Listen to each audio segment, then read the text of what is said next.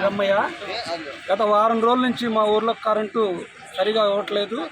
ఈరోజు అయితే ఉదయం 8-9 నుంచి ఇప్పటి వరకు 8 దాకా కరెంటే లేదు. పశువులకి నీళ్ళు లేవు, పిల్లలకి స్నానాలు చేపిద్దామని నీళ్ళు లేవు.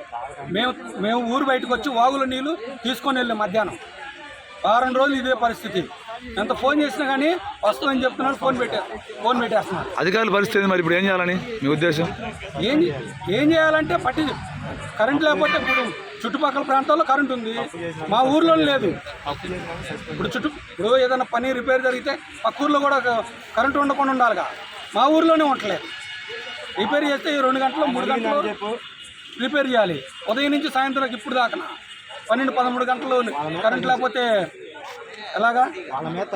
సరే యాక్షన్ తీసుకొని మా ఊర్లో ఏదైనా చిన్నగా 1 గంట 2 గంటలు రిపేర్ అయితే ఏదో విధంగానే ఉదయం నుంచి సాయంత్రం కరెంట్ లేకపోతే చాలా ఇబ్బంది పడుతున్నాము.